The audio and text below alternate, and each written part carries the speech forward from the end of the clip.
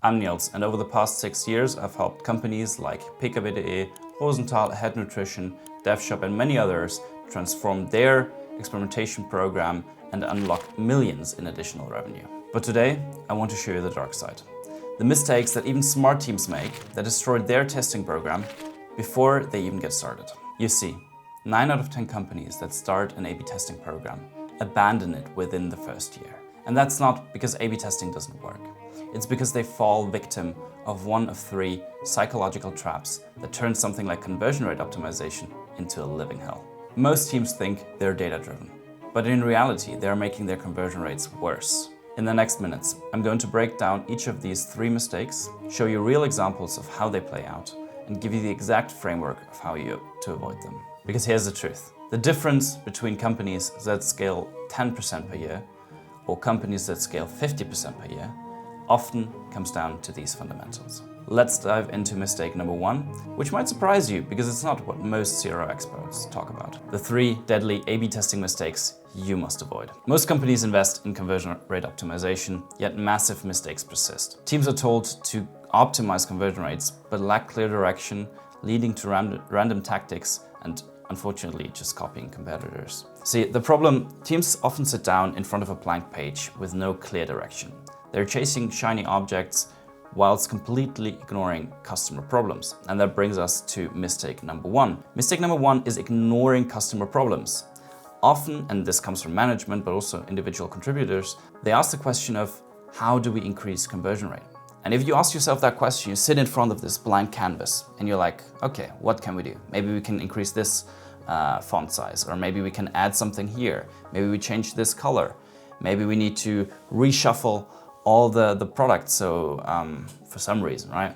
So there's many opportunities, or many possible ways to go about this. But the right approach in order to answer that question, how do you increase conversion rate, although it is the wrong question, is to start by identifying customer problems. The reason you're doing all of that is to shift behavior in your consumers, in your customers. And in order to shift their behavior, what you really need to understand is what is really dear to their heart. What are their problems? Now, there is a set of problems that you can impact.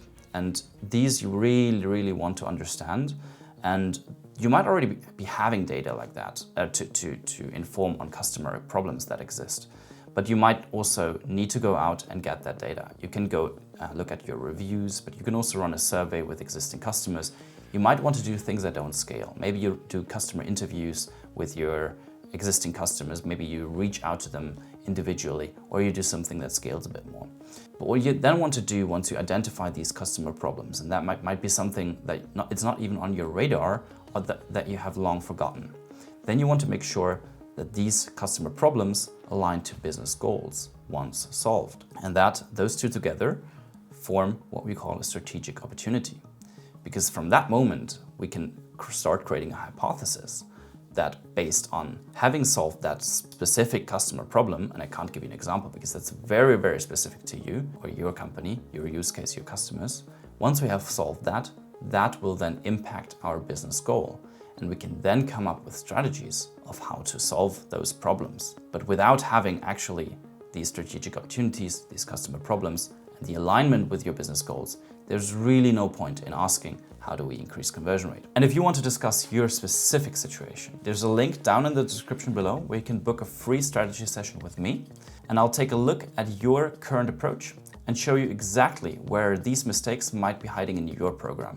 See you there. And that is especially if we look at shiny object syndrome. Because when was the last time you went on LinkedIn and actually saw like 10 posts, or however many, from people advertising their latest and greatest A/B test, a change they made in the customer journey that had a huge impact on their conversion rate, and you went like, sounds like that could work for me too. Well, the problem with that is, and it's the same with getting a new phone or getting this new to-do list app or whatever, it typically doesn't solve your problem because it goes and skips the part of being problem aware. We often talk about problem awareness when we look at customer journeys, but with this specific use case here, we want to look at the customer problems and not just skip to shiny solutions that helped some other companies, a competitor, right? You don't want to have other people outside of your company that have no context impact your roadmap and especially try, although they're probably not trying, but like have them impact the way you go about solving your very specific personal customer problems in your company. So strategy gets often thrown out the window if you just abide by these shiny objects and instead really go out, understand your customers' problems, and then align them with your business goals, create strategic opportunities, and then you can look at how can we solve these customer problems. Much more strategic, much more straightforward, and it also skips a lot of the bluff, increases your win rate, etc.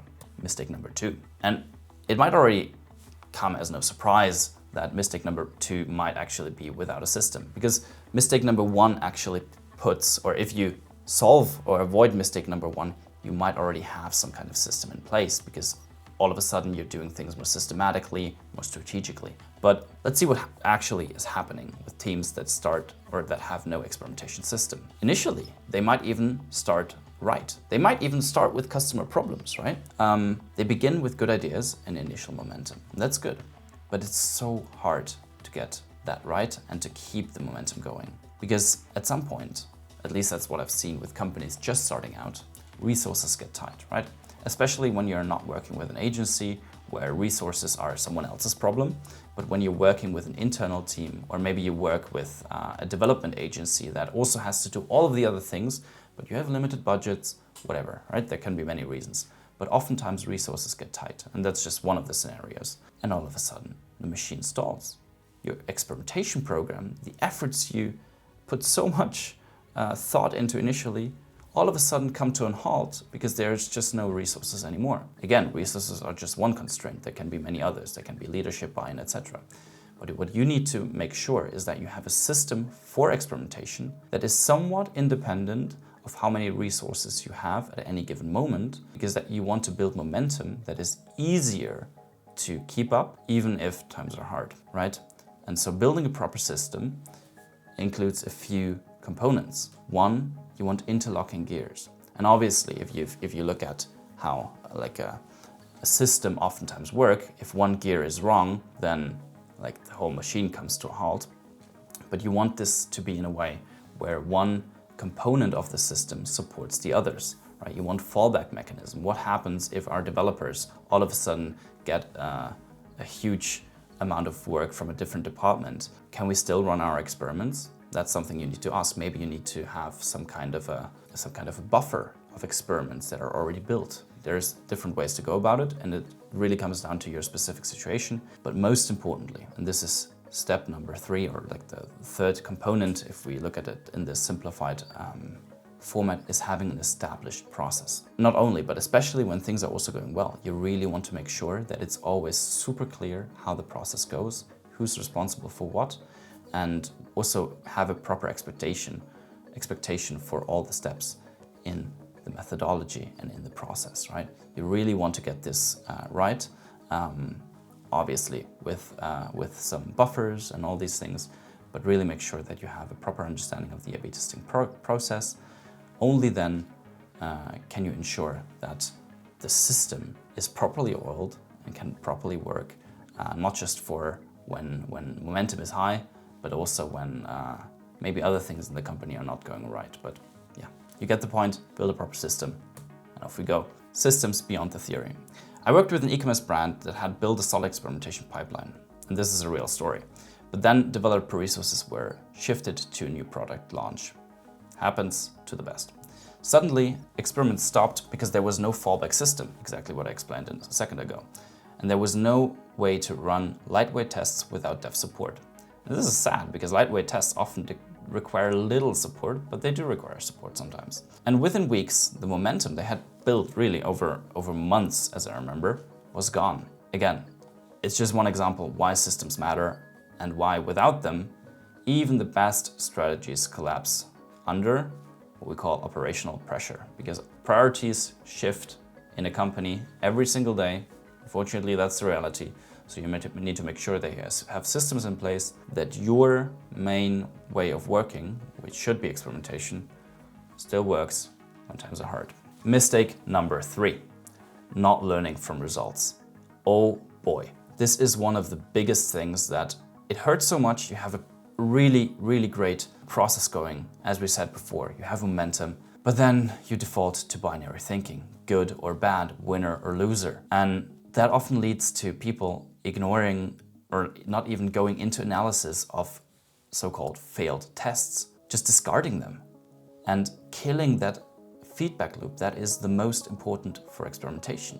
What we're doing is we're running experiments on real users. And what we're trying to do is we try to get feedback, not just a yes or no. We want to gain insights from these experiments. But how can we do that if we're just looking at things in a binary way, if we're just discarding results?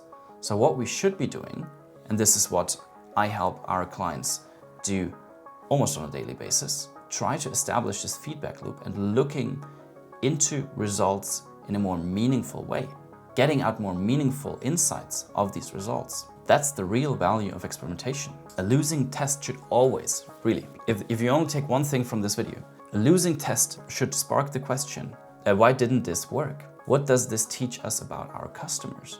What can we learn what can we take for a next experiment? Capture these insights, right? This shouldn't be just in a meeting. You need to write these things down, document learnings from every single test, and ideally store them in a centralized, searchable knowledge base so you have these insights for future reference, ideally connected with the experiment, with the specific results, because only then are you able to reuse those learnings.